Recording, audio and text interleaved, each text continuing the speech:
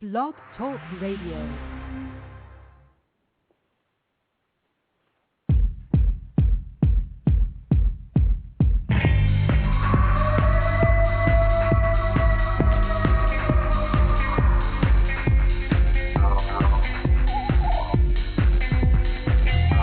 Welcome to Sasquatch Watch Radio with your host, Billy Willard,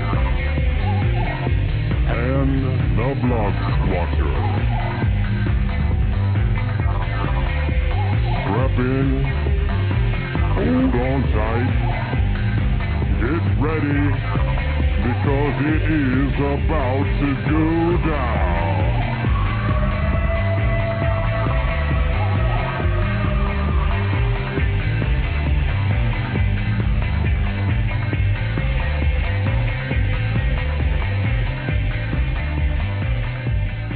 Hello, everyone. Welcome to another episode of Sasquatch Watch Radio. Today is March 23rd, 2009. I am your host, Billy Willard, and now I'd like to introduce you to the matchless Blog Squatcher. How you doing tonight, DB? Great, Billy. How are you doing? Doing just fine. Awesome. So, get into our typical news items, because I know you're bound to have something. Well, I actually have two things. One's just a little tiny thing. I'm not sure you're aware of this. And I could even be wrong because, you know, we're talking math here. But I counted our episodes up to date. And this is our 30th episode. Cool. Of Sasquatch Watch Radio. Can you Very believe cool. that it's been 30 episodes already? I can't. I mean, it seems like we just started, you know, and it always seems to be fresh. And I tell you, it's just great. Yeah. I see John Cartwright is riffing on that about me. Matchless, he can't find a date. That's right. I can't. Well, I do have a little bit of news. Okay. And this is something that you can't have heard from anybody else, I don't think. There you go. There you go. Because I got I have a little phone number now, which I put on my blog, so that hopefully people will contact me and give me something, you know, that's hot, that's fresh, that's now. And somebody sent me a sound file. It sounds like what they did was they, you know, after they got the answering machine to pick up, they started playing a recorder or, you know, up into the phone. So it's really hard to hear, but it sounds like it's a recording of, well, this is as much as I've been able to pick up. There's a truck, there's a gate, and there's a guy who's inside the gate, but I don't think he can see the gate. And these two guys are talking, the guy from the truck and the guy who's inside. They're talking about probably getting the gate open, but it's a little hard to hear. And then the guy from the truck disappears from the radio for a bit. The other guy goes, "Can you hear me? Can you hear me?" And when he comes back, he's all excited. And that makes him even harder to hear. But what he says is, you are something like, "Have you got somebody out here?" Or it might even be, "Are you guys fooling around?" And the guy inside says, "No, nobody here but me." And so then the guy who's outside says, there is a naked, hairy man outside that he's seeing, and you can hear in his voice that this is very upsetting to him, that he's seeing this naked, hairy man. And his voice becomes harder to understand as the thing goes on. The clip is only about 2 minutes, 15 seconds long. And I can't get everything out of it. And, you know, I do fool around with the audio stuff, and I've been trying to play some tricks to get it all out. And when I do, I'll put a transcript up on Blog Squatcher. But it's possible that the person who sent me that file listens to this show. And if that's the case, I hope that person will think about either sending me a cleaner copy of it, because this is really very hard to understand. If I did through some of my software, I wouldn't get any of it. Or alternately, what you could do is you could make a transcript yourself and send me that transcript. And your anonymity is assured. And if you're worried about someone else, you know, coming after me to try to get that, then you know, try to send it in a clandestine way. I think there are places that you can use that will re-email for you so that it hides your email address. But I would love to get that. If I don't get it, I'm going to keep working on it. And if, you know, once I've got the file figured out, I'll report on it here. But yeah, that was pretty interesting what I got today. That is very interesting. It's really cool if that's, you know, something authentic, something that really happened. You know, 'cause that'd be really cool if you could get a hold of that person and you know, talk to them about, you know, what was really going on there. It'd be great. Exciting. All right. Well, I guess we won't leave our guest hanging. Folks, we have a guest tonight. His name is William. Some of you or most of you may know him as Bipedalist. He's from North Carolina, but he's known as Bipedalist on a lot of the forums. So we'd like to welcome William to the show. William, welcome to the show. Hey, thank you, Billy and DB. Happy 30th to you. I'd also like to put out a big hi to everybody in chat tonight, and also to our troops over in Afghanistan and Iraq, and to all my good friends on the BFF. That's right. So I guess I'll introduce myself. I'm going to go by William. That's about as anonymous as I want to be tonight.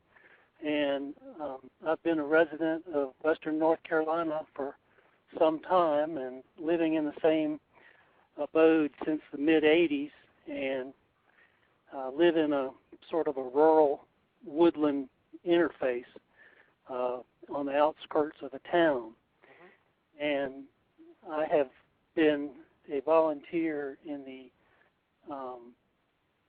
outdoor life, done some volunteering as a scoutmaster and trail maintainer, and that's pretty much what has gotten me into what's going on locally here. But I've also been a long-distance backpacker and avid hiker, camper, trout fisherman.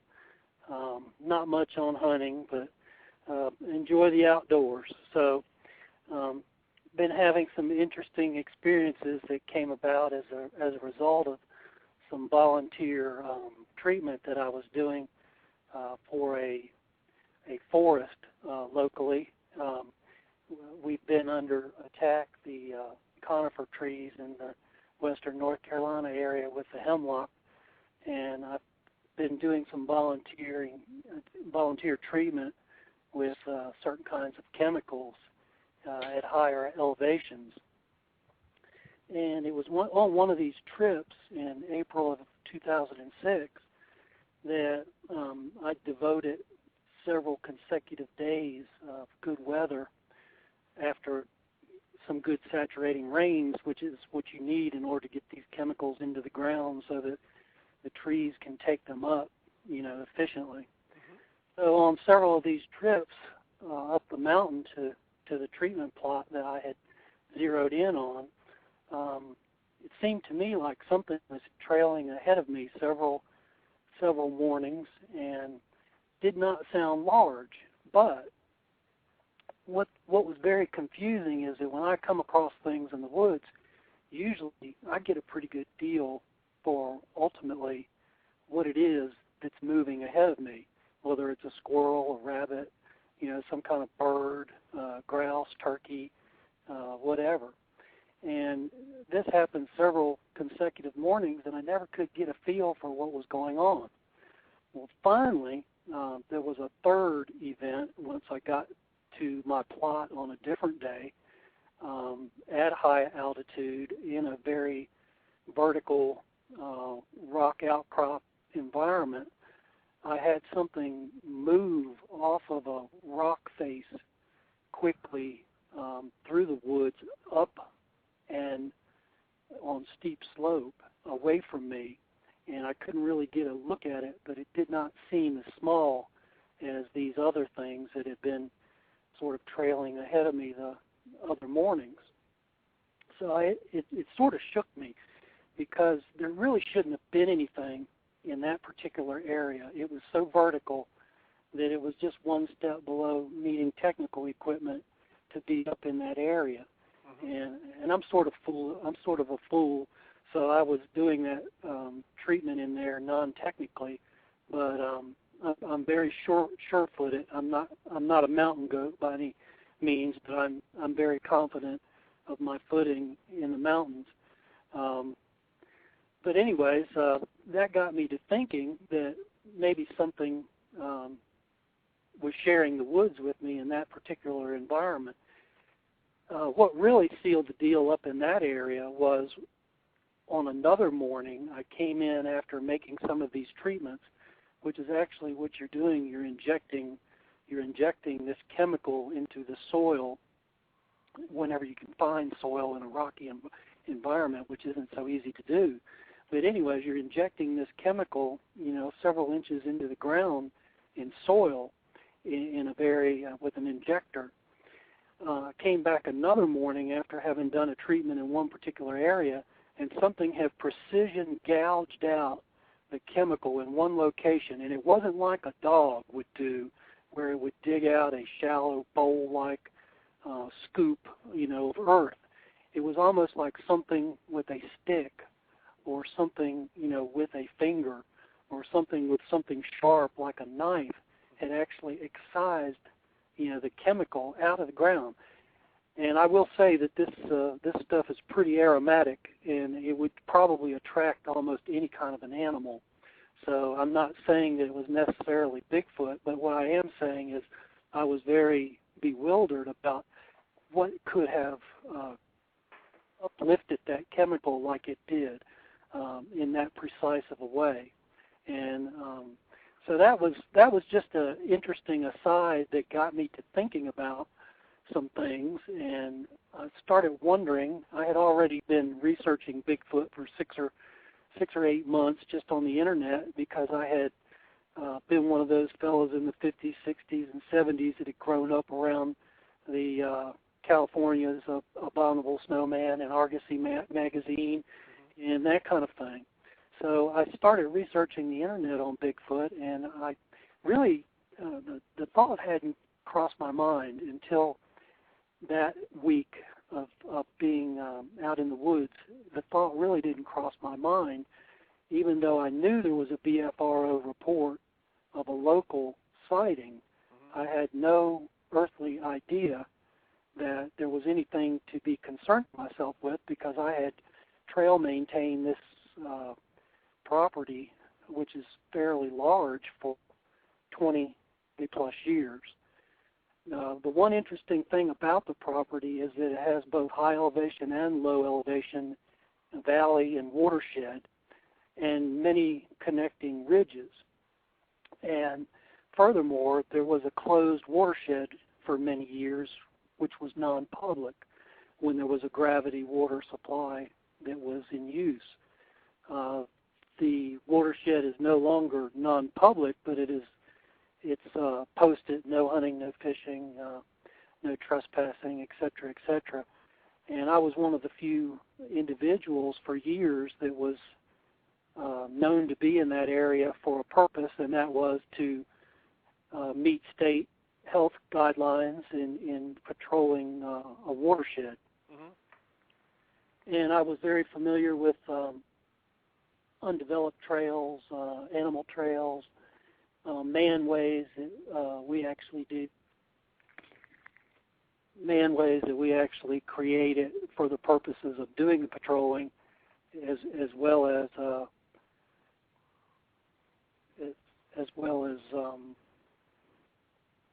just a second, I've got some traffic here, as well as I lost my train of thought there. I was talking about the manways and watersheds. Anyways, there were boundary trails that were significant, that had to be traveled, and it was a state law that you had to do that, every so many times a month or times a year.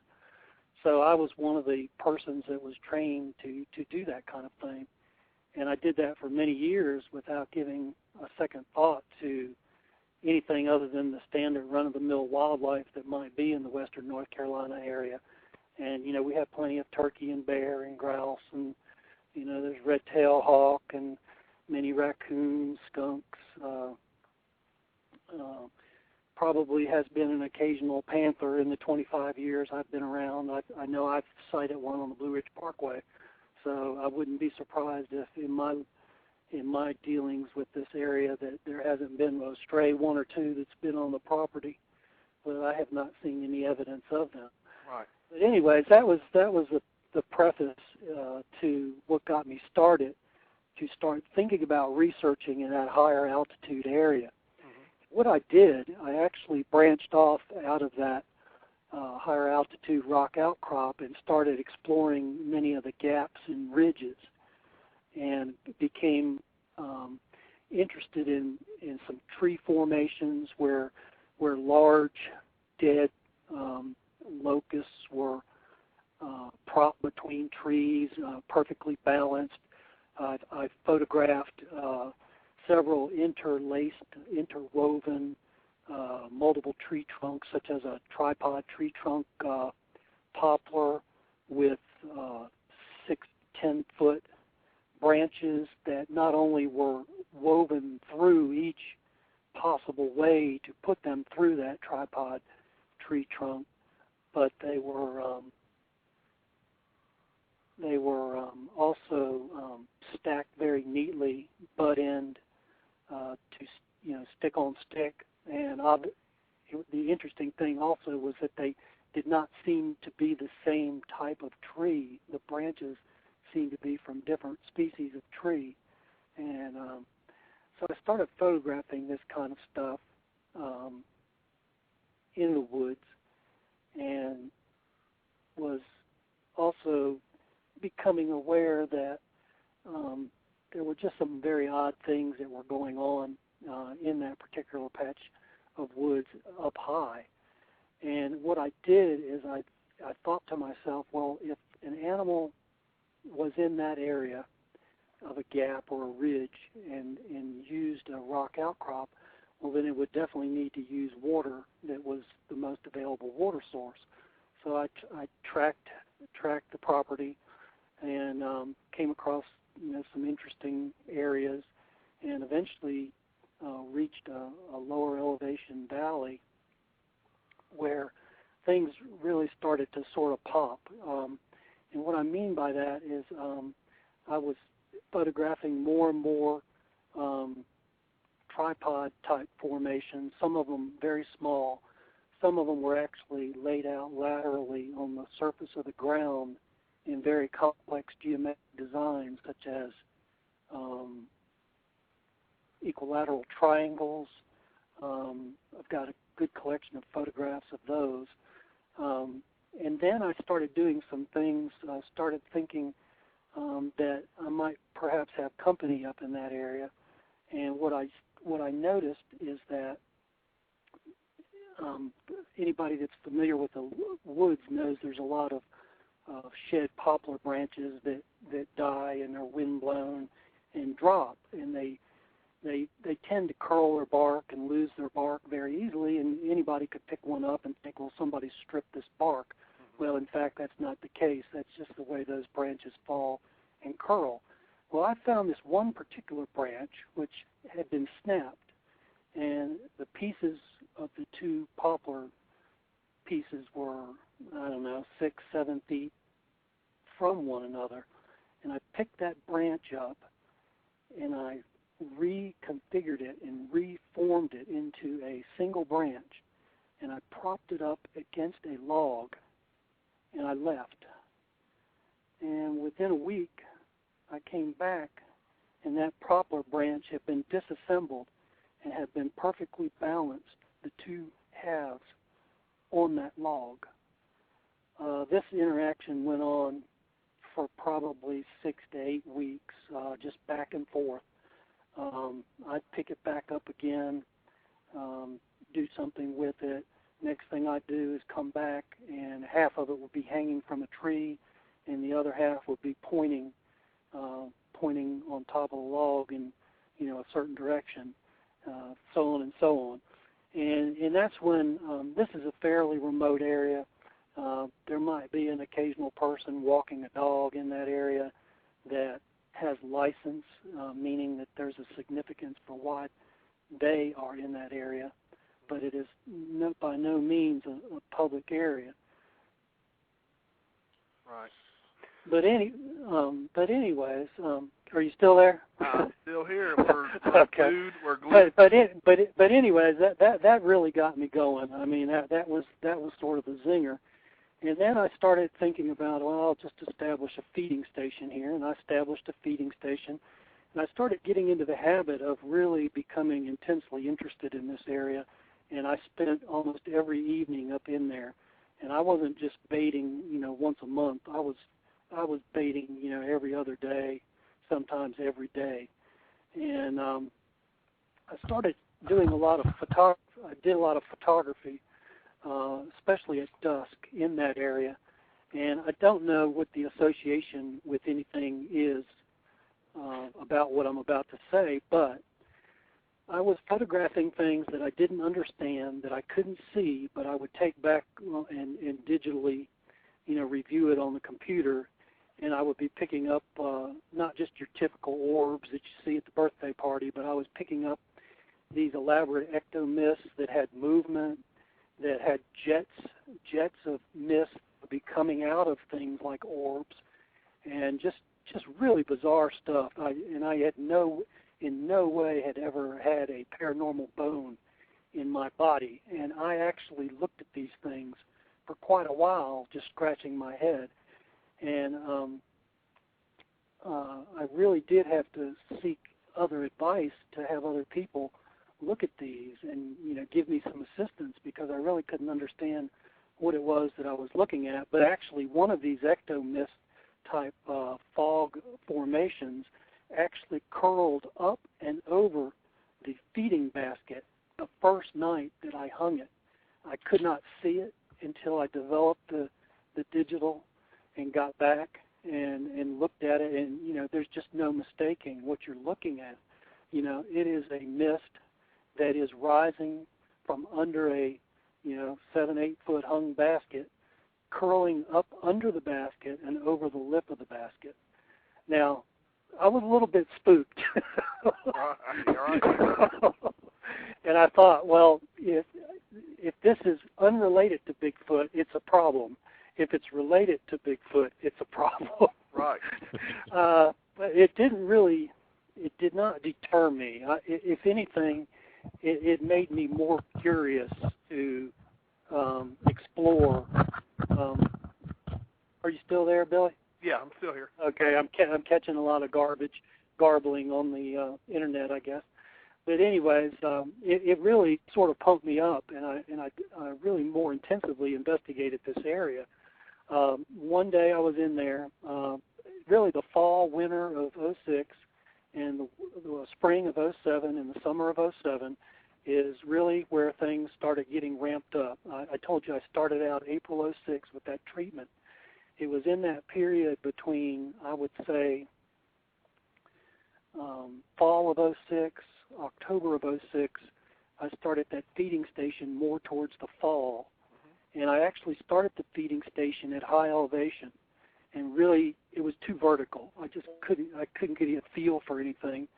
Even though I thought something was messing with the food, it could have been most anything, because it was so vertical. It was difficult to get a good position to know what size animal you're working with and how they're accessing the food. But anyways, moving back down to the lower elevations there, I started photographing this stuff, and I started using some various baiting stations. The basket was just one of them. I just literally hung a peach basket.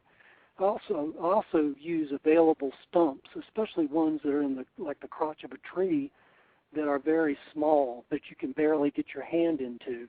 I found several of those. I also use old hollow chestnut stumps, which are very effective if they're tall enough to drop stuff into. One of the days I went into the feeding area very early in the morning, misty, foggy, rainy. I walked into the feeding area. I was actually using a station where I was putting some food up in a vine formation, which was pretty far off the ground. Certainly any animal could have gotten to it, besides a two-legged one, but this was just an interesting formation. The odd part about it is that I was also photographing quite a lot of these ectomyths in the crotch of that poplar tree where these vines were, and I couldn't really understand that either, because the significance of photographing these things right where you're creating your food station, to me, is perplexing, you know. Right. Something's got to explain that. It's not me breathing fog out of my mouth while I'm taking pictures. You know, I'm an established photographer. I hold my breath when I take a picture, you know, to stabilize the camera. You know, there's no other explanation for the stuff that I was photographing other than it was something that was not ordinary. Okay? That's Right. about all I can say. Right. But the one morning I was in there, it was a very spooky morning, overcast, misty, rain, a little bit of moisture on the ground, probably more like drizzle. Walked into the feeding station, just got this feeling that I needed to walk back a ways and check out some trees. I'd never been down in that area before. Started walking back in that area, and then I just sort of lost interest and started back towards my feeding station. And right as I started back towards my feeding station, there was a huge snap, crack, boom, and it was a tree, you know, that was dislocated somewhere on a ridge very close to where I was standing. The mountains jumped right up, right above me where I am in that area, and it was on a ridge that directly ended right there in that feeding area. And it was a little crazy. It shook me up a little bit, but I walked back and I deposited the food in the feeding station. Then I thought, well, I'm going to go back down and check out those trees, you know, that I was heading towards. I don't even know why I headed there in the first place. So I went back down there, and there was a deer antler. And it wasn't a fresh one, you know, and it wasn't anything that was specially prepared, I don't think, for me, but I just thought it was odd, you know, that something was down there. And I'll be truthful, that's the only part of a deer other than a live deer that I've seen in my research area in the 2.5 years or so that I've been, you know, aware of that area, 2 years or so. Right. But anyways, moving along, I was at this vine feeding station one afternoon and left the usual kinds of foods that I left, which was bread, and I was doing the pancake video thing. I was leaving bread and maple syrup and all kinds of good like that, and came back one morning in late afternoon, and I had always used plastic bags if I thought it was going to rain with bread, so I just loosely used an old bread bag or something, stuffed the stuff in it, and put it in this vine formation. Well, I came back this one particular, I think it was afternoon, and the bag was on the ground, the food was gone, and there was this pungent, bright, huge puddle of urine in the middle of the plastic bag. And I mean, it was so pungent, and I thought to myself, well, I guess a dog could have, you know, strategically picked that area to pile up pee, but for the life of me, I never could figure out how something could pile so much pee into the surface of one flat bread bag laying on the ground. But anyways, don't get me laughing too bad now because I've got that bad cough, remember? Yeah, that's right. Okay. You'll get the cough, and then we'll have a problem. Okay. Well, okay. Am I boring enough yet? Anyways. No, but anyway, yeah, I'm trying to move along here. But the area was of immense interest to me, and the fall developed into the winter, and the winter seemed to be spooky. I had nose surgery that winter, and I spent Christmas sitting upright in a chair with my nose impacted with different kinds of splints and cotton and this, that, and the other. And I was very uncomfortable, but the day I got out of surgery, I was up in that research area. And there's a particular part of that research area which I call the Valley of the Shadow. It's an extremely closed in with rocky promontory outcrops, just the creepiest place that I have been. And I actually had, I think I told you in my preliminary notes, I said that I did have a non-public BFRO case made of this, and I had them come out that following March after I'd done a little bit more work in there, and they weren't interested in climbing up into those rocky areas. Right. I actually had one of the Southeast BFRO trackers up there too, but and he's got some knee problems, so he had an excuse. But the rest of them were pretty young bucks, and they could have made it up there if they wanted to. But I eventually made it up there myself, and it was just as creepy as it looked. Right. There were some really creepy areas. But anyways, I guess it was the one that the zinger in the wintertime was I was using sweet potatoes. Why I picked sweet potatoes, don't ask me. I was just experimenting. Right. I was using raw sweet potatoes. I was loading up a stump. I noticed that whatever was eating these things did not really care for sweet potatoes, and they lasted a long time up there. Mm-hmm. Well, eventually, over the weeks, there was one last sweet potato which had been dragged out of that stump, and it had been partially masticated and was laying outside of the stump. The following weekend, after I observed that, I woke up either on a Saturday morning or a Sunday morning, I forget which, but I went out onto my carport, and I just happened to look down on the corner of the carport, and there was that masticated red sweet potato that was laying right in front of me. And I was just, I didn't know what to think. You know, I knew that there was no reason for a masticated sweet potato to be on my carport. At that time, I no longer had a dog. I no longer had friends that had dogs that spent time at my house. I don't even think I had a pet at that time. But I just thought to myself, this is getting really creepy. So that was in the winter of 2007, and things just kept developing. And I started to in April, March. I had the BFRO out. They didn't see any evidence that there'd been anything large through that area. I tried to tell them every bit of feeling that I had for what was in there. I did not get the impression that what was in there was super large, and I did not let them discourage me, from continuing to research and continuing to keep photographing, keep observing, keep examining things. So along comes May of 2007, and May of 2007 was, of course, it was warming up some. Leaves were budding out on the trees, full leafage by then, and I was getting some coming out of the this particular watershed after having left the feeding station, and I was getting as I got to this one particular tree formation, which was actually two sticks that were laid in the crotch of a tree to form a triangle with a 30-degree pointer, which had been pushed into the ground, pointing up the side of a mountain.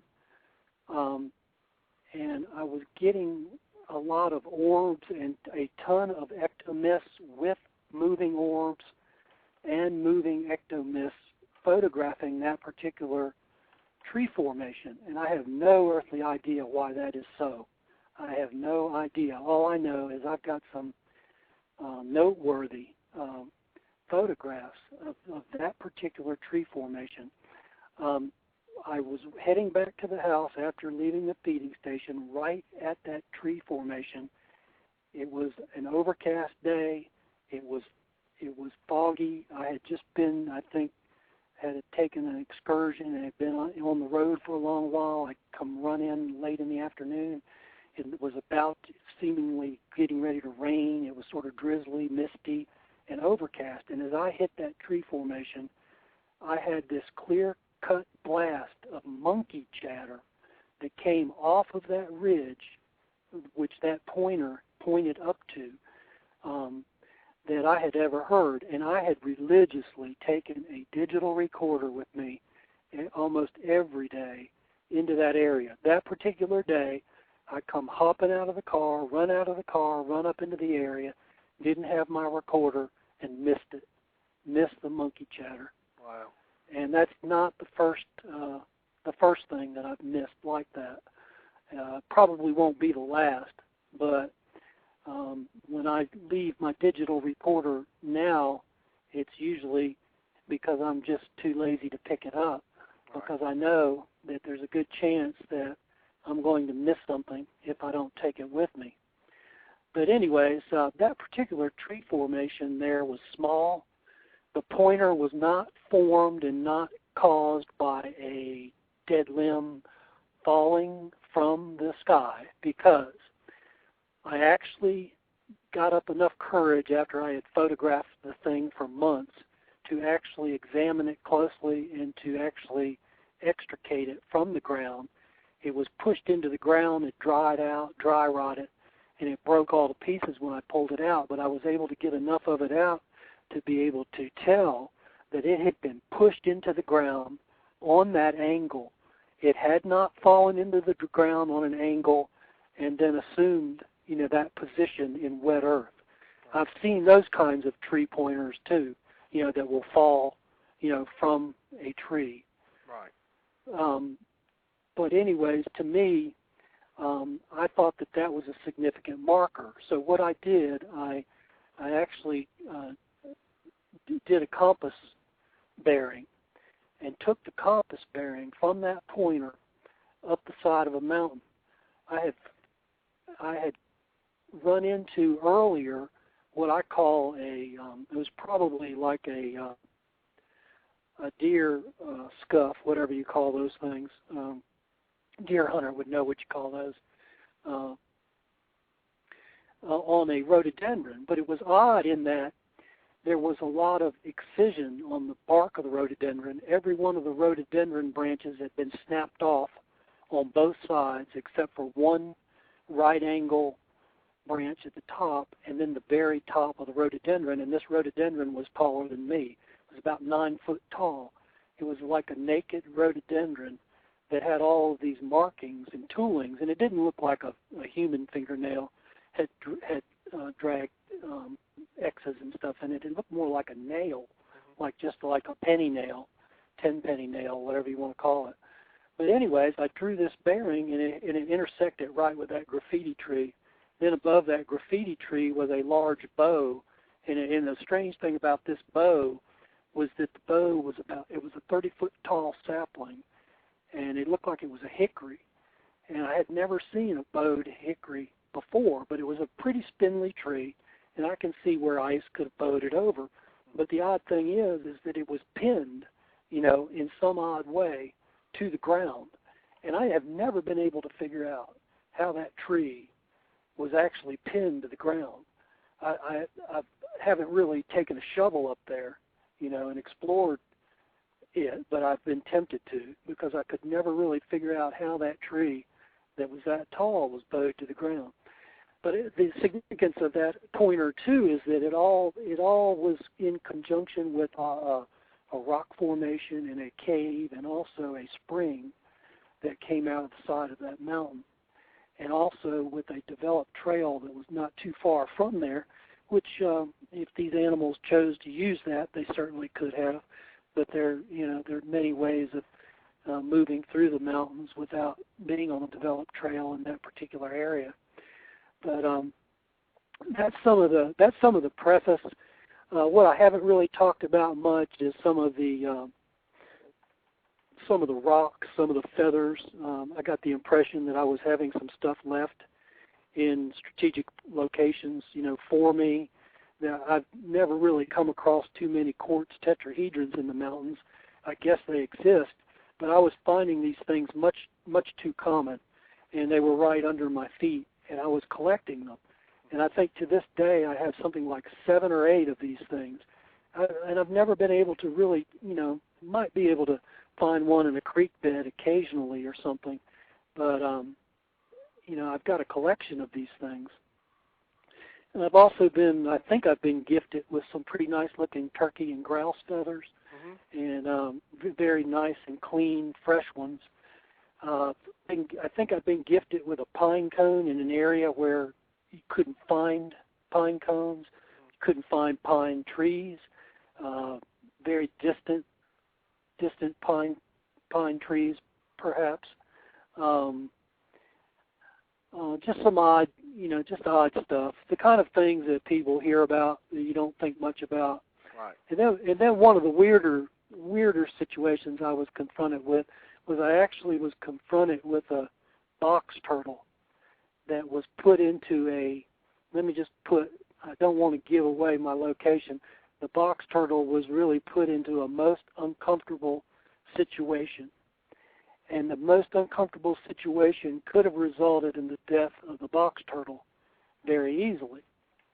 And, this could have possibly been teenagers, possibly, I say.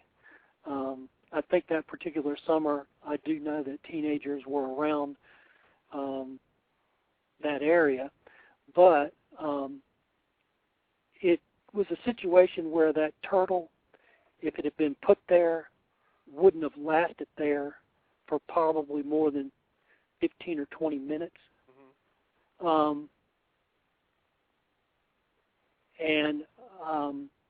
I think that was just an odd occurrence. I'm not going to say anything more about that.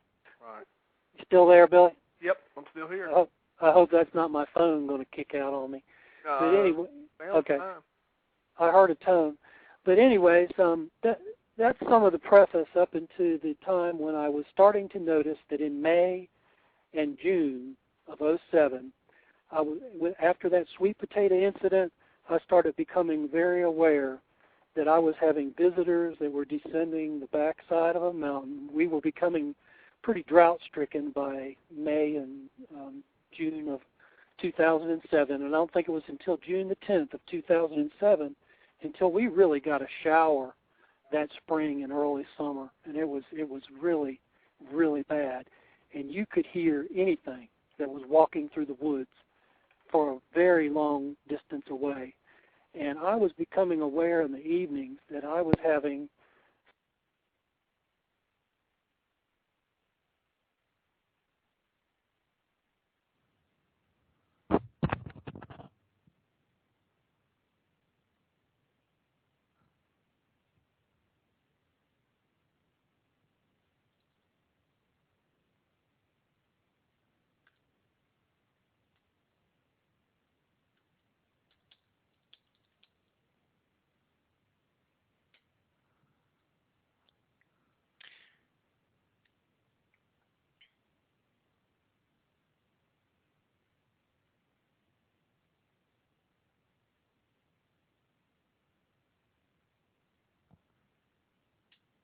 Okay, testing. Can anyone hear me?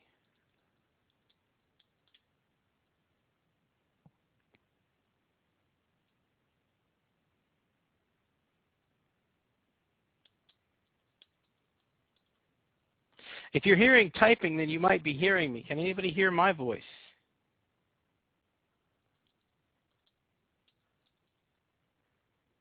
Okay, so you guys, okay, right, well, great. You can hear DV, but you can't hear anybody else.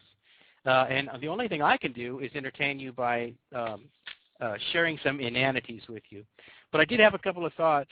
Hopefully, we'll get our guest back, and Billy will call back in, and he'll be back in just a second. But the guest was talking about some weird things he found out in the woods, and that reminded me of something that Billy and I found in Culpeper. We found in your classic X. It was a really big X. And it was propped against a tree like usual, but there wasn't a second tree to catch it like, you usually see them. So it used two rocks against the bottoms of the X formation to keep it up. And we both took pictures of it, and interestingly enough, we've both lost our pictures. How about that? All right, I'm back. Yay! I'll tell you what, man, these phones, the phone was showing that it had a full charge. And then all of a sudden, it went down to nothing and just shut off. Yeah. And I'm hoping this one will last because it's got like one little dot. So if this one gives out, I'll be getting on my cell phone.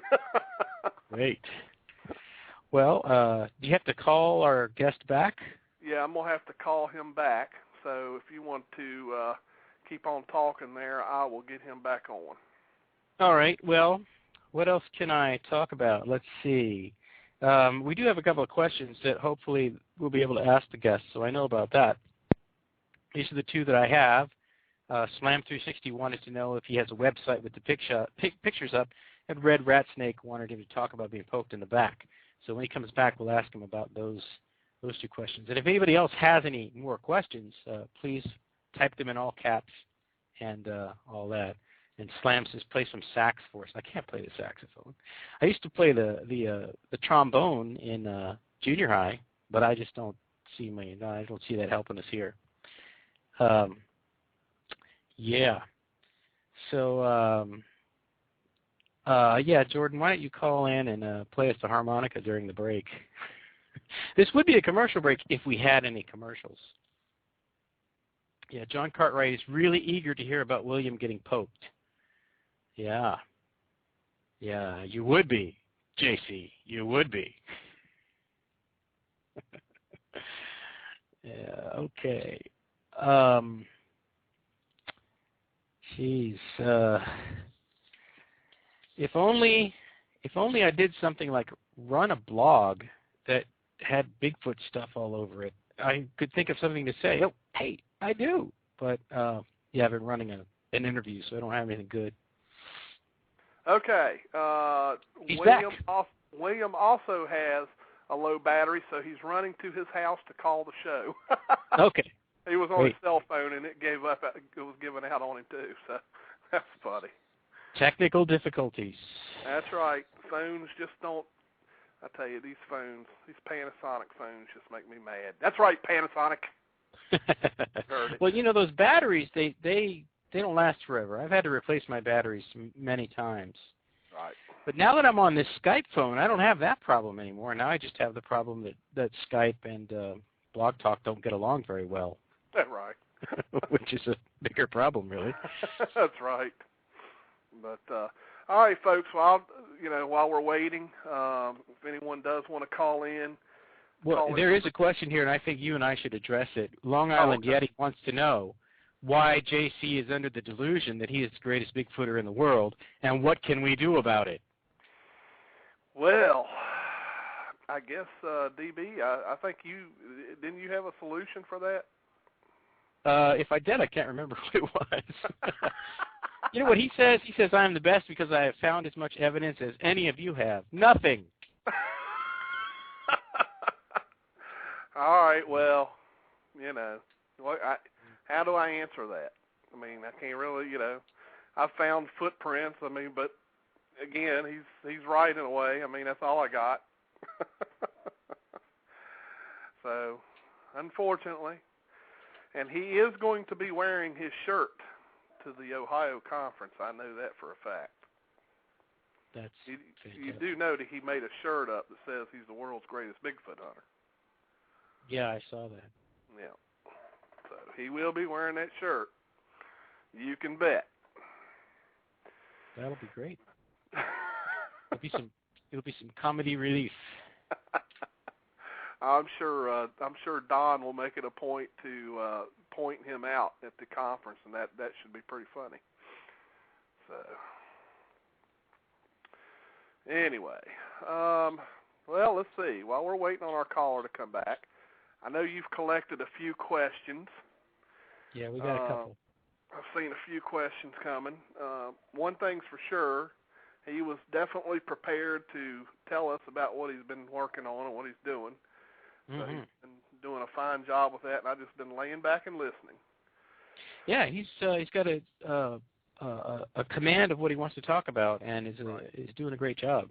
Right. It's only technology that's holding us back. That's right. So as soon as he gets back to, all right, we got somebody calling here, but I don't know unless he's got Skype at his house. We'll find out. Skype caller, you're on the air. Hey, Billy, Hugh, what's up? This is the Creature Seeker. What's going on there, Bruce? I just thought I'd call in and ask you about, your recent investigations. Well, I've still been working on the Catharpin, Virginia site. We've still got trail cameras out there in video mode. We've moved them a few times. Right now, I've currently got it situated in such a fashion where if anything passes in the same area that he's had his sightings, then it'll catch it. So far, the only thing we've captured with it, as everyone probably knows if they've looked at the videos, are deer, dogs, people, owls. You got all owls? the usual stuff. Yeah, I've got a Really? Yep, you sure did. I know it's a rare thing, but I got an owl in the daytime. Wow. Sure did. But yeah, it's pretty interesting. Now, do you think Let me because see who this is real quick, Bruce. Who do we have? 828. That's me.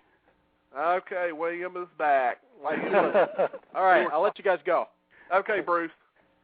I think DB had a few questions. Yeah. William, from the chat, and I'm gonna let him Sounds get good. to. Sounds good. Haven't even gotten to the sighting yet, and I already got questions. Well, these you can get rid of these pretty fast, probably. Okay. All right. Although I don't know, the second one might take some time. But the first one, Slam360, just wants to know: do you have a website up that has all those pictures you've been talking about? Haven't done that yet, but I do have. What I've done is, foolishly, I have watermarked with my name a lot of those pictures, but I also have some unwatermarked pictures.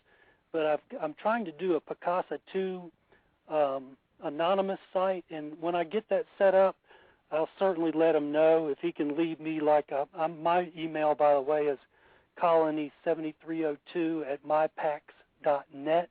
If he wants to shoot me an email with an email he wants to disclose, I'll certainly let him know when I can get that up, because that's a project that I'm going to be working on. All right. So, can you say that email address one more time, and I'll type it in? Yes, it's colony, as in Jamestown, colony. Yep. Colony7302 at mypax.net. MIPAX? PACKS. Yeah, okay. Mm-hmm.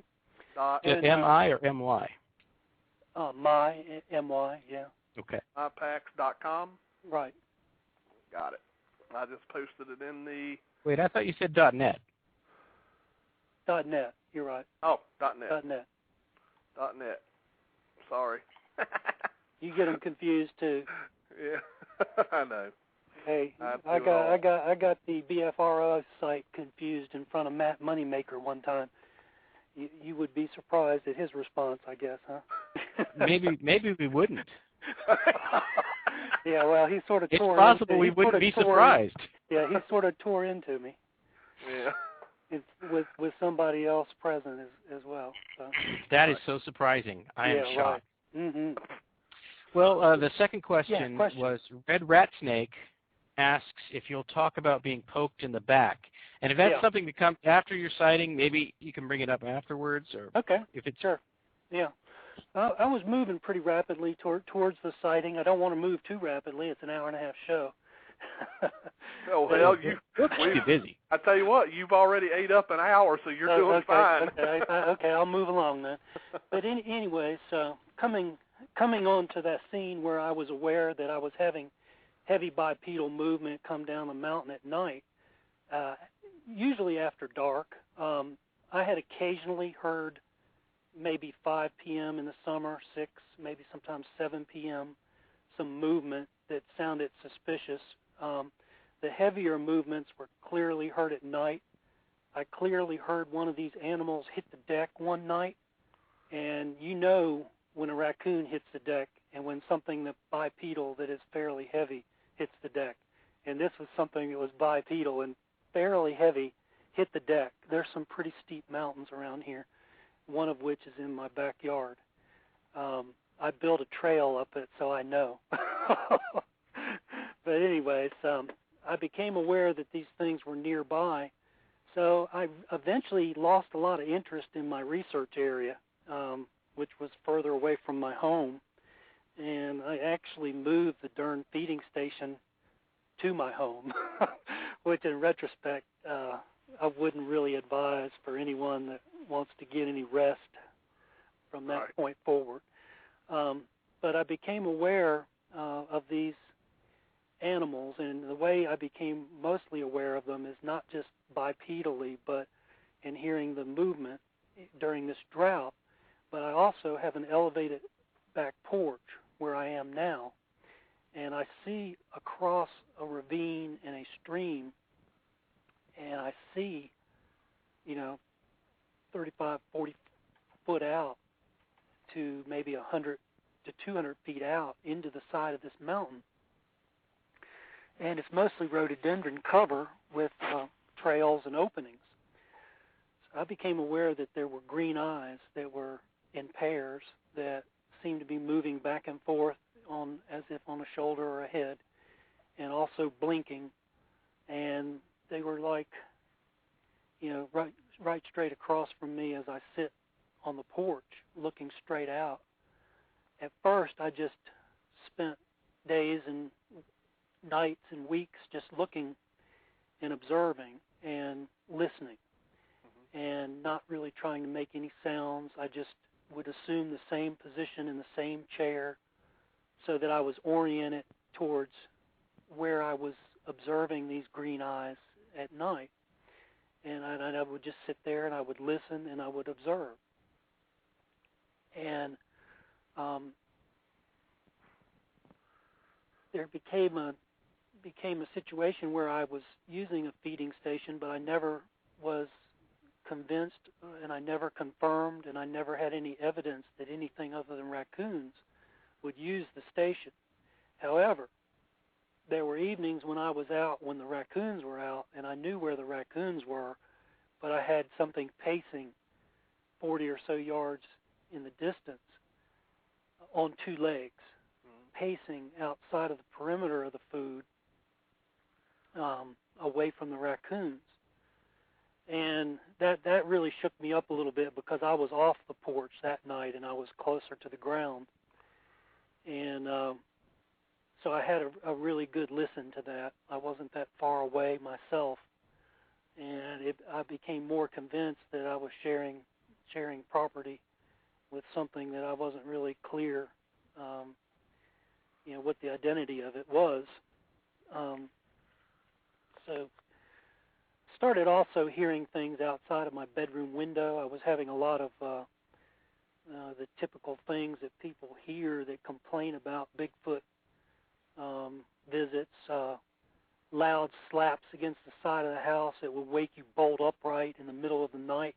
And I don't mean like, your plumbing doing a burp or something like that. I mean something that feels like, maybe you had some major foundation problems, that you need to go check on, that kind of a thump. And I was also hearing bipedal leaf crunches, and some of these I could clearly identify from time to time as raccoons, because the hind foot of a raccoon is fairly large, and in a drought will sound fairly large.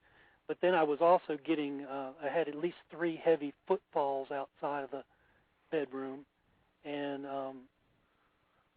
was also awakened one night by what sounded like the gooniest conversation between something that couldn't speak English and 2 other somethings that couldn't speak English. And it sounded, the intonation, as if it was a wife chastising her husband for being out too late with the boys or something. But it was in this just really goony type of a language, and it just woke me bolt upright from sleep, and it did disappear as soon as I heard it. But there were many more evenings where I began recording shortly after some of this stuff started occurring. I don't have to go far to research this stuff. I'm actually doing windowsill recording, and picking up, very odd things, some of which are not Bigfoot related, but they're still very odd things. And they're very odd things on the order of some of that Henry Franzoni type stuff that he talks about. And Henry's had some experiences that are similar to mine. And I really can't go into detail about that stuff because I've got it all on sound recordings. And I don't think anybody else can make any more sense of it than I can, except that I have actively attempted to use percussion, different kinds of bird calls to communicate when I'm in these areas, especially when I was in the research area. I had a set routine. I actually did some wood knocking. I didn't have a lot of receptive feedback to wood knocking. I did camp in the research area 2 nights and got some odd events that occurred. I had barred owls, like people have barred owls, and they were barred owls, male and female. You know, I'm not going to make any predictions about what they were because I know what they were. Right. I've always known what they were. But I had, I'm getting a lot of what I call low subsonics or infrasonics, except not only can I sometimes feel these through vibration, through things like flooring, bed mattresses, pillows, but you can hear the buzz sometimes if you stand outside the house. Sometimes you can feel the buzz in a basement, block basement. At first I thought it was related to HVAC, but then I became aware that some of the sound recording I was doing was associated with the presence of this low subsonic vibration. And while I was camped in the research area, lo and behold, the same kinds of subsonics that I was experiencing at the house started to occur one evening in the research area. I believe I camped in April and perhaps June of '07 in that area. And I believe it was the second night camping. I had a routine in that research area where I would do different things. I would place rocks in certain positions to see if something would pick the rock up or knock the rock down, or if the rock would fall down. I would do stuff like if I was in the area and there was a dead locust, I would shake the hell out of a locust to make as much noise as I could while I was there. I would do different kinds of log-on-log pattern rhythmic percussion, which had a cadence to it, which was not just routine wood knocking. And what happened this one evening is I had bushwhacked my area. I was really intensely looking this area over, and had just about spent myself that day, but I camped in that area that night. But once I went into the tent, I was pretty much consigned to staying in that tent, unless I was really bothered. Right. Well, dusk and night falls, and all of a sudden my research feeding station is down below me in the valley. I'm on the side of the ridge, camped on a bench. All of a sudden I hear the exact same wood knock that I used for months and never received a reply. But that particular evening, the exact pattern wood knock occurred at nightfall from that area. I was in the tent and I was dead. Later on, I started hearing a locust. The hell is shooken out of this locust. And then I started hearing these low subsonics that come up a ridge and across a game trail near where I'm camped. And I know what's coming next, I just know what's coming next. And sure enough, I had purposely put my tent and pinned one corner of my tent against a sapling because I wanted my head to be in a position of at least assumed pretend safety right. while I was in that area. And then I started hearing something move from one side of the corner of my tent to the other side right around that sapling. And then at the same time, something is being dropped on my tent, and it sounds like either small stones or twigs or some such stuff. And I was pretty alarmed. I actually had a weapon with me, and I actually gripped the weapon pretty tight. And this would stop and cease when I would make noise or pound a tent, play a harmonica, tap a harmonica.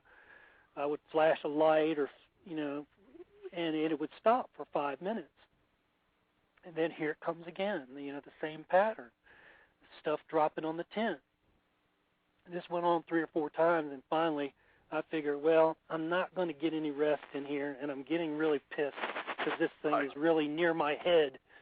So all of a sudden I decided I was going to move, so I as good as you can, I busted out of the tent. And, of course, you know, I had the light with me, and I listened, I looked, you know, there was nothing to be seen.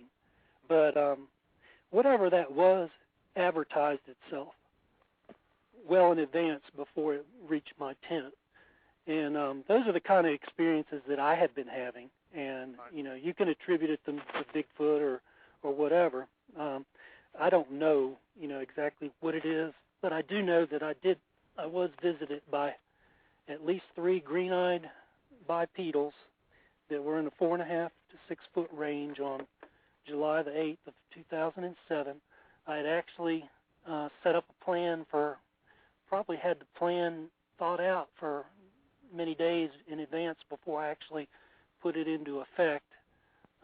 It was starting to become heated in the summer about that time, and the katydids were going to be coming out soon. And there's one thing that a sound recordist detests, and that is katydids. So I was very determined to try to do something, you know, that night before the 10th of July, because that usually is a pretty significant. That first week in July is when they really start pinging this area pretty badly. So what I did, I actually took this out of a BFRO sighting report. I dressed in black. I had a convenient pine stump from a beetle-killed pine tree that was high on my lot. I had a pretty good idea where these things were coming down the mountain. I had a stream between them, the mountain, and my property. And I decided that I was going to lay low near the stream bank at dusk until I heard them descend the mountain. And then I was going to announce my presence, and I was going to fall back to a position that I had determined was the best viewing platform, which was in fact a pine stump. At my primary position, I guess you would really call it my secondary position because it wasn't the place I intended to stay, but it was the first place that I was going to be at dusk. I awaited, and sure enough, I started getting the stick breaking. I started getting the leaf shuffling. It started to get closer and closer. It was eventually across the stream bank from me. I announced my presence. As soon as I announced my presence, there was a scatter. There were footsteps up the creek, and there were footsteps down the creek. And right then and there, I knew I was up against multiples. I had a pretty good idea that I was based on what I had heard in the past anyways. And I was a little bit hesitant to do this solo, but I decided that there was too much interaction that had already been going on for these things to be dangerous, I think. That was just my call, you know, probably a foolish call. But I went ahead, and after I announced my presence, I fell back to the primary position. And as I fell back, I guess these things came out of the creek bank to the left and to the right, upstream and downstream. I actually had 2 that flanked me on the left, and I could make out the silhouettes of 2 of these creatures flanking me on the left and moving up slope at a rapid pace, not running, not walking, you know, sort of a quick jog type thing. And shortly after that, I had one in my foreground move fluidly, and this was like the typical Bigfoot report of the fluidity of the movement, just a real long-legged, you know, keep on trucking type, big boot type movement of this silhouette moved in front of me from left to right down the trail that runs behind my house. And this one that ran down behind the trail positioned itself in a perfect sighting location so that I could see it standing in the trail. And the significance of it was that it was between me and my feeding station. At the same time, these 2 that flanked me on the left come in behind me. Step by step, they start slowing down, and I can hear the crunching of leaves from these 2 behind me. In the meantime, I'm swatting mosquitoes. I'm hot, It's fairly warm. I'm in a darn nylon plasticized rain jacket. Well, only thing I had that was black. I had a hood. I think I had a hat on under the hood. I think I was wearing wading shoes from trout fishing because it was a good dark boot that I had. That was one of my darkest boots. I was ready, and I was hunched over this stump. I was trying to keep a low profile. Whatever these things were, they came in so close that I felt like they dragged a stick, their fingers or their nails, down the back of my hood. This occurred at least 3 times, possibly 4 times. And at the same time, this one down below me starts moving his head and blinking, and these green eyes are very apparent and sparkling and fairly prominent and large. And I thought that I could sense that there was some kind of a clear, visible white light that was around the eyes, at that time when it was 35 feet away. I'm not positive on that, but I think that I was seeing just enough of what I could tell looked like some kind of a visible light source that almost looked like a whitish tinge to it around the green. So anyways, I'm focused, trying to not panic. I'm focused that I have 2 things behind me that I have no idea what they are. They're in a 4.5 to 6 foot range. They're hunched over like the typical, Bigfoot posture. They did all 3 of them had the hunched over posture. Once they touched me 3 or 4 times, I sort of lost focus on them because all of a sudden it became aware that the one 35 feet below me was way interested in what was going on upslope. And I mean his movements became more anxious, the head movements, the eye movements, the shoulder movements. He started looking back towards the feeding station, and all of a sudden their game cameras flashing at my feeding station. And at that time I was very poorly equipped. I had a real rotten camera, had a terrible trigger speed. It wasn't going to do anything much, but the game camera's flashing. I've got 2 behind me, got 1 35 feet in front of me, and then I've got the game camera flashing. So it could either have been coons or it could have been a 4th one, okay? Anyways, suddenly the one with the green eyes that's 35 feet below me starts zigzagging and making his way up towards me. All of a sudden I've totally lost focus on what's behind me. I don't hear any more noise behind me. I never whipped my head around to see what was behind me. I was focused on what was in front of me. What I had done when I hit that stump is I had taken I had a bag of roasted peanuts, and I also had a bag of popped popcorn. What I had done as I hit that stump earlier in the night is I had thrown those roasted peanuts out in a trail in front of me, not too far from me, within about 6 feet. And here comes this green-eyed creature hunched over somewhere in a 4.5 to 6 foot range, zigzagging towards me. He's closing the gap. He gets between 10 and 12 feet away, and all of a sudden it's almost as if, and at this time I'm no longer in a hunched over mode. I'm sitting bolt upright on that thing, and I'm looking straight ahead, and I'm taking a good peripheral look at what's coming. And when this thing hits 11 or 12 feet away, all of a sudden it's almost as if it realized that I'm sitting there for the first time. And it no longer comes directly at me, but parallels my front. And as it parallels my front, it comes to this roasted peanut trail in front of it. Up to this point, all I'm catching is the silhouette, his left shoulder, because he's actually turned so that I'm not getting that frontal view that I was getting from 12 feet away in the darkness. But I'm getting a side shoulder view.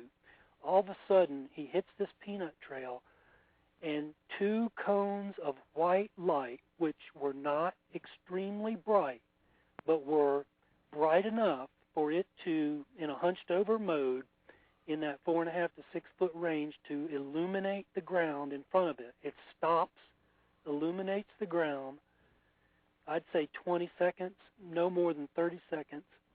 These lights gradually, they emanate from the eyes, the green eyes, they power up, they increase in intensity, just long enough for it to identify what is in front of it. It doesn't seem to be threatened by the peanuts, doesn't pick them up. I don't believe it made any effort to step over them. And then just as suddenly the white cones of light from the thing's eyes power down, it continues in my front, goes back up and around in the same attitude as the two that had already flanked me. And then this is the weird part. It gets behind my peripheral vision on the left, and then in about 1003 takes 2 or 3 steps back out and gets behind my peripheral vision before that, but then takes 2 or 3 steps back out, and then in between a street light that is very distant down the road and myself sitting on the stump, I'm able to make out the silhouette, of something that's not human. Okay, and I was so petrified that I was trying to process all this, and I was trying to think, okay, Bigfoot, Sasquatch, that it's got to be that. But I'll be honest with you, I'm not convinced what it is that I saw that night. But I do know that it was not human.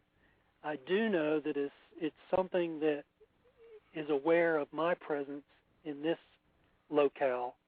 And I do know that it's something that, although I've had a relatively pain-free winter and have not been hassled much by these things, I do know that they're aware, of my presence.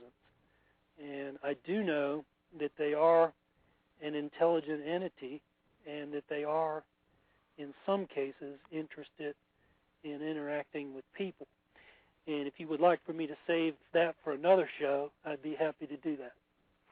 Well, all I know is that is the first time I have ever heard of illuminating eye shine. That is a first for me.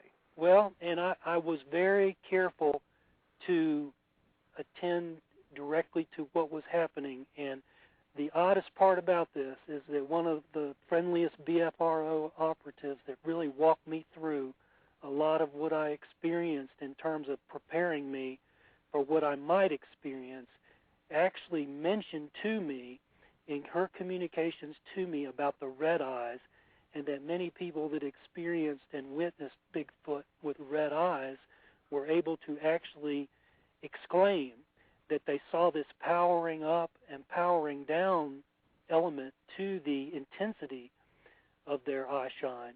But in no way, until I met Henry Franzoni, by internet recently on the BFF, had I heard of anyone else that had stories or even Native American legends or experiences with that kind of a phenomenon.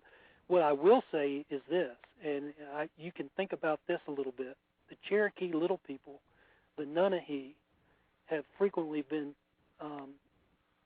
identified supposedly at night by one characteristic, and that is it appears as if something is walking down the trail with flashlights and, towards the ground, but the flashlights, never reach you in that kind of thing.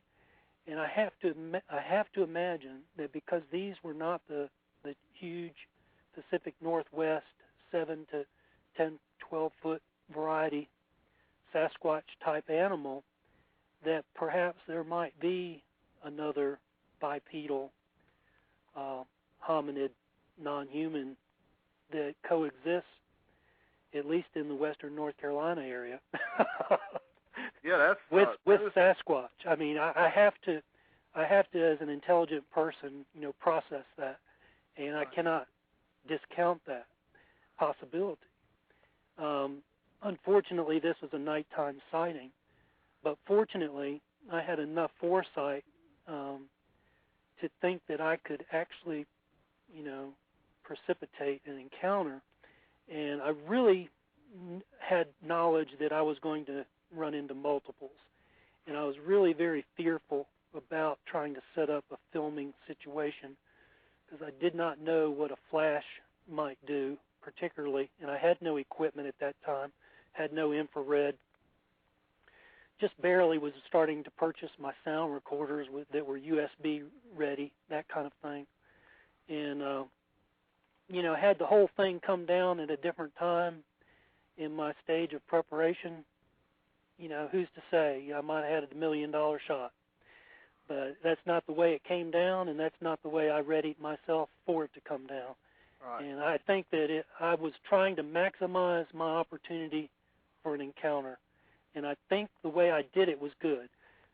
By follow-up, I did have one other experience. I got up enough courage to try that one other night. I decided I would try a Native American flute to see if that would work better than a harmonica. I used the harmonica that night of the sighting, by the way, but I mostly tap a harmonica, and I tap it in a very rhythmic way, in a very crazy way, and but I used a Native American flute this other night, and I actually had approaches from 3 different directions, sort of one of those MABRC type things. Yeah, here they come from 3 different directions undercover. Well, that actually did happen to me the second night that I tried to precipitate something. But I actually, because I had set up an IR camera on a low-slung tripod behind a wood pile and was filming myself, I believe that they did not break cover because they were probably aware of, my preparations. I'm not going to say they were aware of the camera. I think they were probably aware of my preparations that night. Right. And I'm not going to say anything more about that. But I thought it was interesting that I actually did go out a second night to try to reinforce that actually something did happen. And I actually did get the bipedals to come in from 3 different directions. And I'll tell you, that creeped me out. 2 behind me was creepy. 3 on different sides of me is a little bit too much. Right. So I just gave it up. I just packed it in that night. Right. I couldn't handle that. Right. Now let me. I'm gonna bring real quick. I know DB's got some questions, Okay. but I want to get Bill Green in here real quick. He wants to tell you hello, I think. Okay. Go ahead, Bill. How you doing, Billy and DB? Good. And, how you doing? Bipedalist. Yeah. Hey, Billy. Good to hear you. I'm doing great. You're breaking up a little bit. Are you currently investigating new reports in North Carolina, like actually, I'm not a regional researcher, Billy. I think that might be something that I would eventually like to get into.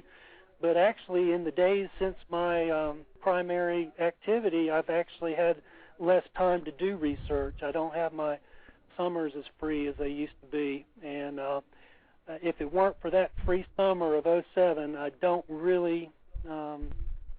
If I didn't, I had to have the motivation to pursue what I thought was there. Number one. Number two, I had to have. So the like climbing. Billy, your questions are breaking up. I can't. Yeah, your connection's breaking up, Bill. I'd like to answer your questions, Billy. Does you said the BFRO doesn't like the BFRO doesn't like climbing rocks? Excuse me? I'm not with the BFRO. Doesn't like. I'm not with the BFRO, but they that was just a little joke, Anybody that wanted to go up there could come back for a second time. Non-public sightings, they're not too crazy about because they want to put their efforts into things that people freely want them to investigate. And at that time, I knew I was on to something, and I just wanted to see if they were pretty sharp and could come up with anything. They couldn't, but they didn't spend much time here. And I'm not saying that they couldn't have if they spent more time here. So what I'm saying is it was a non-public report. So I really didn't invite them to hang around. There was a time when I may have done that, but, boys will be boys. That's about all I'll say about that. All right. Now I'll let DB. I know DB's got probably, I don't know how many questions, but DB, shoot. I only have a couple. Sure. Okay. Cryptic Squatch wanted to know if you noticed any color shift when the eyes turned away, into another direction. The only color shift that I could note was I would see these. I actually saw 4 sets of eyes on the side of the mountain green after my sighting. Mm-hmm. These things did not go away post-sighting. Okay, they still maintained a routine, and all I can think of is that they may have been interested in the food, but I can't prove that. I was never able to get a functional game cam shot of them. But I saw no color shift. The only color shift was when the one got within 6 feet, maybe 5 feet, and I was noticing the white reflective beam, almost like a cone of light.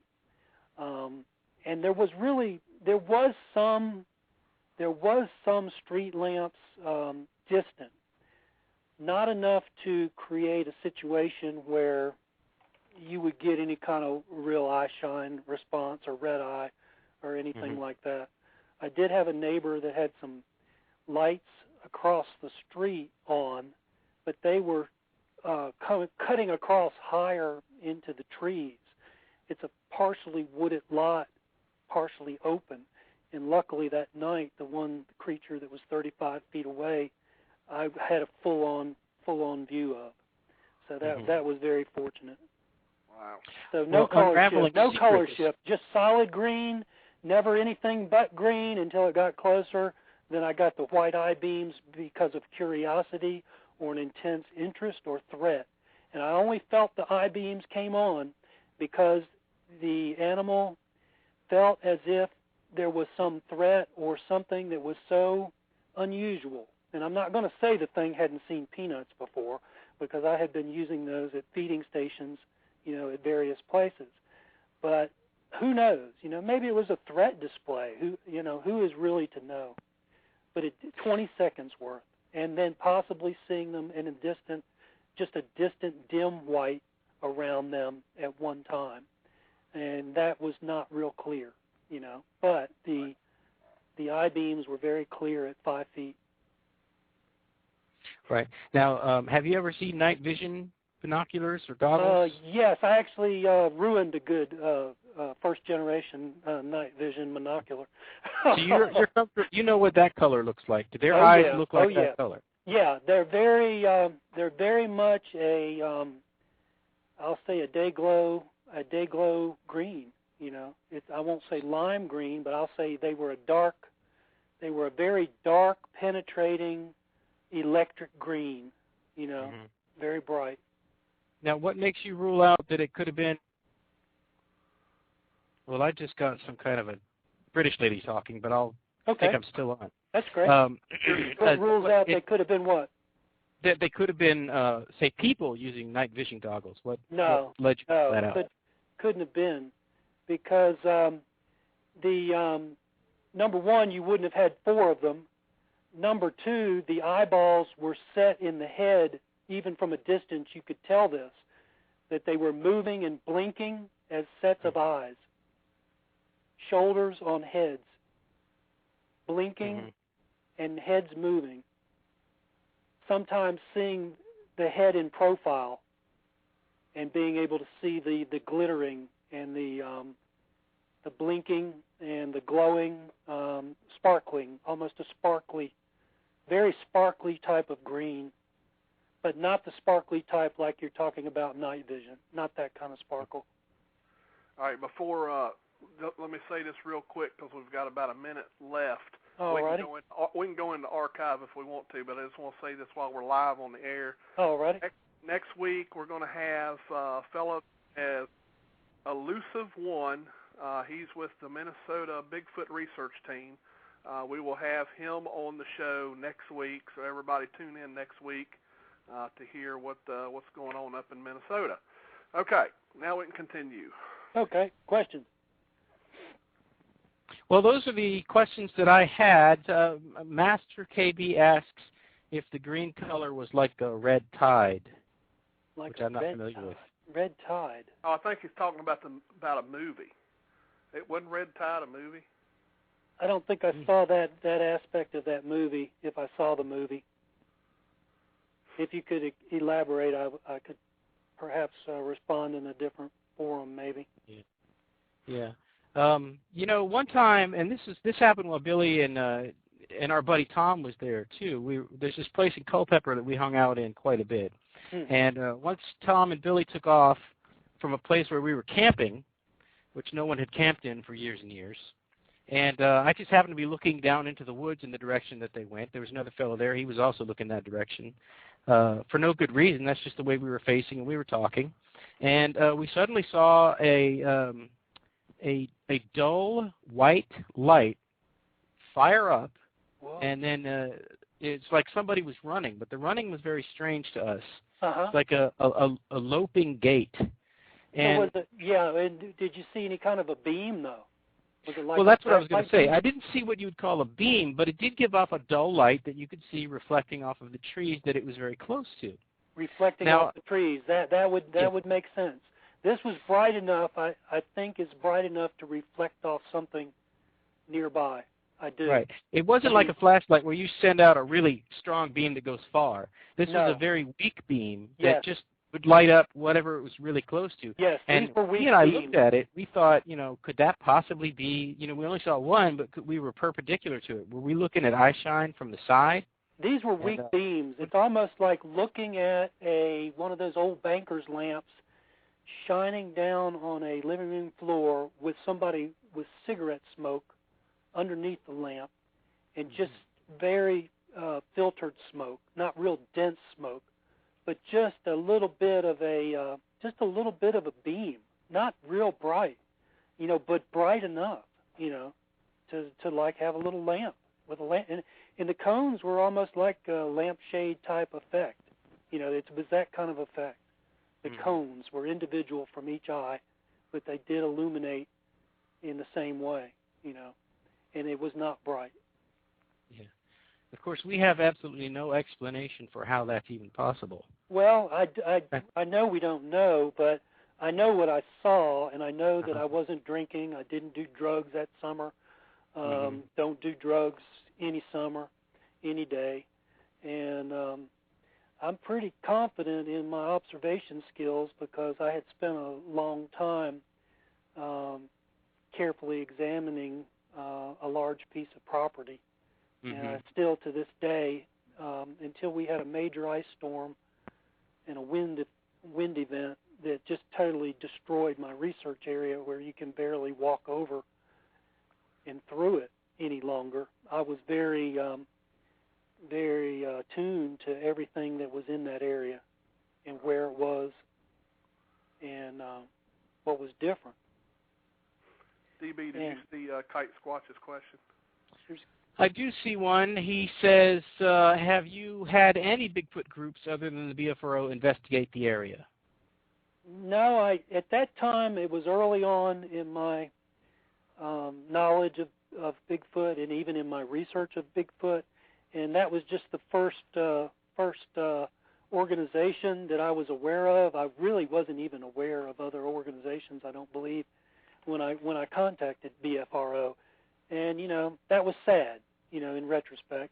But I will say this, and I'll put in a plug here for a BFRO or by name, and that was Patty Davis Lee, in the southeast North Carolina, South Carolina region, was very helpful in walking me through some pretty difficult evenings and some pretty difficult months. And I will say that I think if it wasn't for her, I think that it would have been difficult for me to pursue this as vigorously as I did. And I have her to thank, for my sighting, because she really walked me through what I needed to do, to make it happen. Right. Well, that's all I have. DB, you got anything else? No. Well, Slam 630 did ask, what is Bigfoot's favorite food, but I'm not sure how you'd be in a position to say. Favorite food, I could never document that that the animal was taking my food. I was always left with raccoon tracks. I did forget to tell one interesting event, though. I had another tree crash. It was one winter when I was trying to come in on a light snow from a higher elevation. I snuck in the back way to my research area, went about 3 miles out of my way, by foot, came down a ridge opposite the other ridge where the tree crash occurred, got halfway down the ridge in light snow cover. It was afternoon. It was starting to melt. I was racing down into the area to try to pick up tracks. Down to below me to the right, off the ridge, I don't know, 60 yards, 50 yards, crack, snap, crash, bang, boom, you know, and I tell you, I was heading down, and all of a sudden I was heading up. I was up and out of there. That was the end of that attempt to get tracks in snow. But something new, something was on, it was actually directly, the two tree crashes were actually directly parallel with one another, opposite adjoining ridges. Now that is too freaky for coincidence. You know, that's just not going to happen. Right. You know, not in those circumstances, especially the latter one. So that's just an interesting aside. I forgot to let you all know that one. That was pretty terrifying. That's okay. We've got it on archive, so everybody will be able to hear it. Okay. Yeah. I enjoy being on, and I'm actually trying to do further research with these animals. I really don't know, what it is that I'm up against here, and I would be interested in hearing from other people that have had similar experiences, especially if anybody else is into the photography of Bigfoot, especially at night. I feel like one of the things that is lacking in the Bigfoot field is not enough people are just taking shots and filming areas that are of significance at night and at dusk. And I think that there's a lot to be brought to bear, in a lot of supplementary material that is being missed, because the things that I picked up for the first time in my life, having seen these things, around significant tree formations and markers, it's just totally odd, totally unexpected, totally odd, totally unprepared for it. Don't really know what it is to this day. I will say that I did find an old settler's grave up above this particular ridge where the pointer and the odd tree formation were, where I was getting a lot of these ectomyths and combination orbs that were extremely bright. Some of them were moving, could be filmed in various stages of movement. I will say I did discover a really, really nice plot where obviously a settler, had been buried, and daffodils were growing. Quartz markers were the only thing that were there, just stones.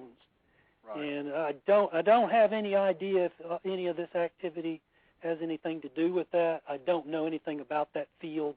That's not my field. I try to leave that stuff alone. Same here, buddy. Same here. I'll leave that stuff alone. Okie doke. You're one with me. Yep, that's for sure. Yeah, I'll leave it to Henry Franzoni. Yep, that's right. William, I appreciate you agreeing to come on the show tonight. Okie doke. Well, I'm glad to have the invite, and anytime in the future, just let me know. I will certainly do that. Thank you so much. And DB, you got any final thoughts before we wrap it up? No. Let's let it wrap up, and we'll catch you all next week. All right. Well, good night, everyone. And have a good evening. Everyone for tuning in. Good night, William. Good night, DB. And good night, everyone. Till next week. Good night. Get your taxes done.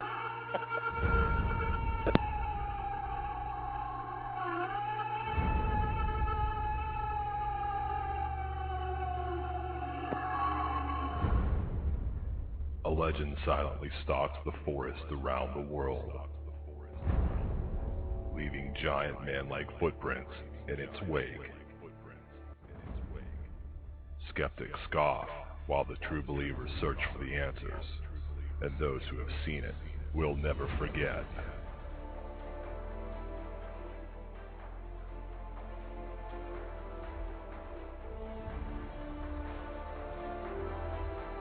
Monday nights, 9 p.m. Eastern, Blog Talk Radio. Billy Willard and the Blog Squatcher present Sasquatch Watch Radio.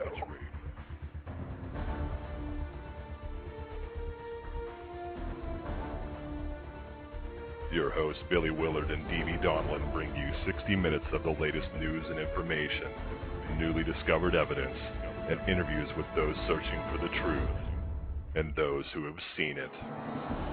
Do you believe? Want to know the truth? It's out there waiting. Monday nights, 9 p.m., Blog Talk Radio. Sasquatch Watch Radio. Sit down, hold on tight, get ready, because it is about to go down. blogtalkradio.com/Sasquatch Watch Radio. Okay, let's roll, dudes! And I'm going 10, 30, 65 in a 45 zone. Yo, why's my gas tank on E? Oh, and hello, officer. Wait, what? I'm losing my license? I'll lose my job. And here come the court costs. Oh, man, that's the thing about pedal to the metal, dude. You speed, you lose. Slow down. Driving is no game. A message from Virginia DMV. With the Lucky Land Slots, you can get lucky just about anywhere.